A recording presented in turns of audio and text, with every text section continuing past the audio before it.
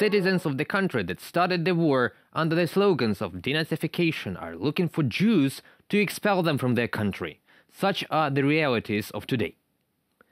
Hello there, my name is Pavel Shtermach, and now we will unveil the top news of recent day. In Dagestan, a crowd hunted Israeli citizens at the Makhachkala airport. Participants of the rally in Karachay-Cherkessia called for the eviction of Jews from the territory of the Republic. So, as we can see, anti-Semitism is an integral feature of Russian ideology, which manifested itself in Tsarist Russia, the Soviet Union, and now in the Russian Federation. Outright support for Hamas terrorists by the Kremlin regime has added to the resolve of anti-Semitic forces within Russia.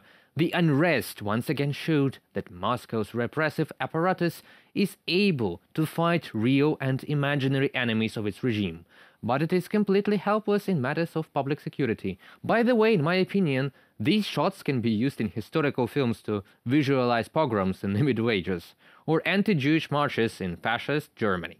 And these videos show once again that Russian security forces can only fight the intelligentsia at protests, where there are 10 security forces for one dissenter. And in the protests in really massive and uncontrolled, then no one knows what to do. It happens with Prigozhin in Rostov. It happened now in Makhachkala. Putin's propaganda traditionally looks for the Ukrainian trace in its own Russian troubles, but the accusations against Kyiv regarding the organization of anti-Semitic demonstrations in Russia sound too over the top. Russia is reaping the fruits of its own culture of hatred towards other nations, which is cultivated around the clock by state television, experts and authorities. Someone could say that this is a coincidence, but a day before the same airport, the same story happened in the Hasavurt hotel, where the Russian forced the hotel owners to let them in to check every room for imaginary Jews. The scenes emerging from Makhachkala's airport in Russia are deeply disturbing. Antisemitism is never acceptable. Hatred in all its forms is unacceptable. Period. We must stand together against it, wherever and whenever it occurs. Justin Trudeau, Prime Minister of Canada, on social network X, formerly Twitter. The events in Dagestan once again show the real attitude of Russians to wars. The Kremlin can talk as much as they want about the fact that they are peace-loving and for world peace. But the Russian reality is different. It is for massacres, anger, persecution based on nationality, citizenship or even worldview.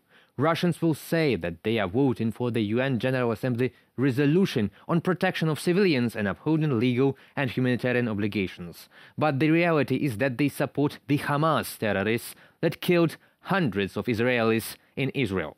And now they want peace. They use the same tactics in Ukraine.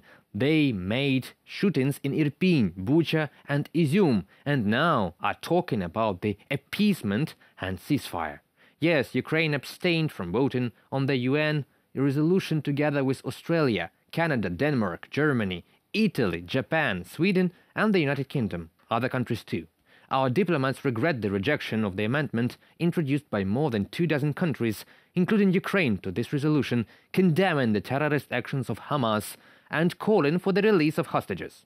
At the same time, Ukraine recognizes the benefits of the provision of the resolution on humanitarian response to threats to the civilian population and civilian objects. As a country that itself suffers from Russian attacks against civilians, Ukraine expresses deep condolences to all victims of the conflict. Ukraine consistently supports the implementation of the principle of two states, Israel and Palestine, living side by side in peace and security, and advocates the settlement of the Palestinian-Israeli conflict through political and diplomatic means.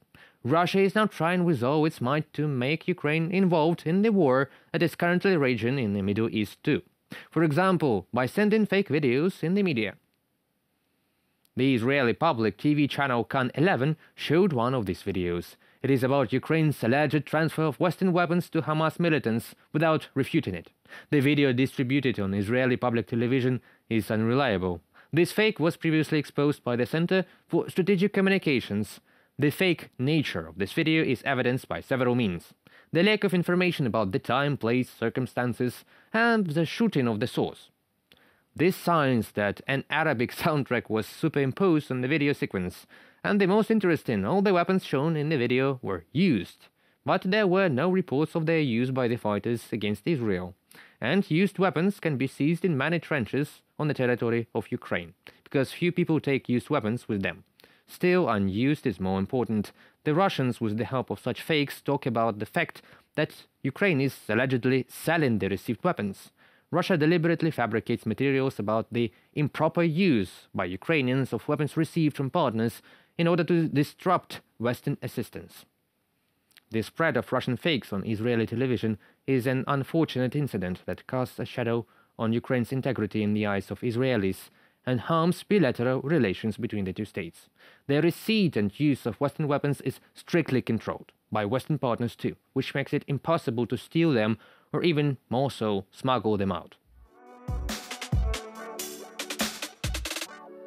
The United States has announced the allocation of a new $150 million military aid package for Ukraine.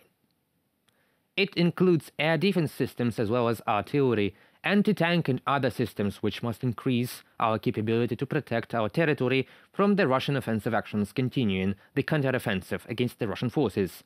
This aid package is 49th within the framework of the Presidential Drawdown Authority mechanism since February 2022. Thanks to it, the Ukrainian military receives the equipment from American storages. The Pentagon specified that the military aid package includes additional projectiles for the NASAMS air defense system, AIM M9 missiles for air defense, Stinger manpads, projectiles for HIMARS systems, 155mm and 105mm artillery shells, anti-tank missiles and Javelin anti-tank missile launchers, 2 million rounds for small arms, night vision devices, explosives, winter equipment and components, and other auxiliary equipment. We can't allow Vladimir Putin to prevail in Ukraine because I don't believe it would stop there. We must stand with our important ally in the Middle East, and that is Israel. Mike Johnson, Speaker of the United States House of Representatives, in an interview with Fox News. But not only the US is helping Ukraine. Germany, the United Kingdom, Sweden and Turkey are already investing in building military plants of Western weapons and equipment in Ukraine. This is the most optimal and least expensive way of providing Ukrainian and European security. Domestic production will reduce the workload on some European producers and lower the cost of countering Russian aggression. And President of Ukraine Volodymyr Zelensky called on all European defense companies to come to Ukraine, as the Russian invasion of 2022 is starting to boost defense contractors' revenues, as customers such as the US government restock supplies shipped to Ukraine and countries around Europe arm themselves with an eye on Moscow's aggression. However, I want to emphasize that although it is worth preparing for war, but it is necessary to prepare a peaceful security system. And on October 28th and 29th, an important meeting of diplomatic and security advisors, of state leaders and political directors, of foreign ministers of more than 60 countries and representatives of international organizations took place in Valletta in Malta. It was the third meeting in this format. The first two meetings were held in Copenhagen in Denmark in June and in Jeddah in Saudi Arabia in August this year. Malta is a logical continuation. A joint statement of the co-chairs of the summit, both basic and unifying, has been agreed upon. This is the right signal. No matter what is happening in the world, the most important thing is unity for the sake of the real power of international law, as this is unity for the sake of justice for Ukraine and all countries and nations that may face aggression. Our enormous diplomatic efforts are yielding results. International support for the Ukrainian Peace Formula is steadily growing. Confirmation of this: the large number of countries of the Global South that was involved in the meeting, the active participation of representatives of different countries from different regions of the world shows that despite other conflicts, the war in Ukraine and the search for just peace are in the world focus. Representatives of all countries of the conventional West and the significant number of countries of Global South work together in Malta.